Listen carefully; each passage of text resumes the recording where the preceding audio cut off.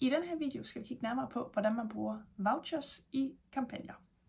Vouchers, det er gavekoder, rabatkoder, som man kan bruge til at sende ud til sine medlemmer. Og jeg startede inde under integrationer, hvor jeg ruller ned og finder vouchers, send rabatkoder og opsæt integration. Her kan jeg så oprette en vouchergruppe. Og i den vouchergruppe, der kan jeg oprette en voucherpulje.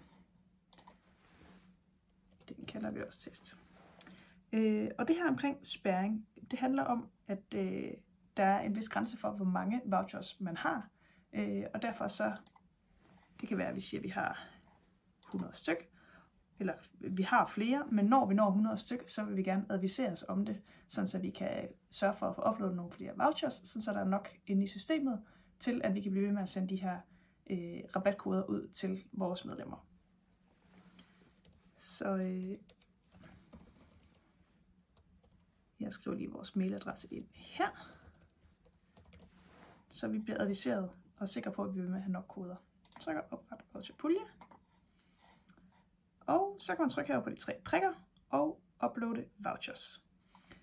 Det er forskelligt, hvordan man får fat i de her vouchers. Vi kan ikke generere dem direkte ind i Loyalty, men der er rigtig mange webshop-udbydere, som har et modul i webshoppen, som tilbyder den her service. Og ellers så findes der også forskellige steder på nettet, hvor man kan få genereret nogle unikke rabatkoder, som man så kan uploade som en Excel-fil til Loyalty. Og det er det, jeg vil gøre her, fordi jeg har nemlig en fil. Voucher test. Upload vouchers. Og så skal vi lige have den opdateret.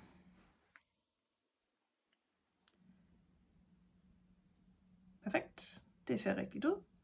Og når man så vil bruge de her vouchers i en kampagne, så går man selvfølgelig ind på den kampagne, man gerne vil arbejde med.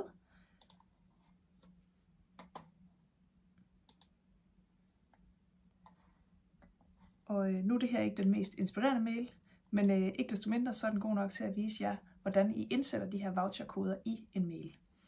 Så jeg har skrevet, her er din kode, og det kræver nemlig, at man har lavet et tekstfelt. Så går man herover på klammerne, insert tag, medlem, og hernede er vouchers lige pludselig blevet synlige, fordi at jeg har oprettet den her voucherpulje og uploadet mine koder.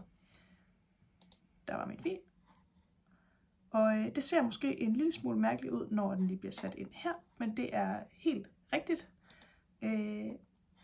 Og når vi går videre her og kan se vores preview, så vil der stå, at koden er ABC123. Det står der altid i previewet, men når du sætter den her mail ud til dine kunder, så kommer der til at være den her unikke rabatkoder, som den henter ind i den fil, som du har uploadet til vouchermodulet. Så sådan bruger man det.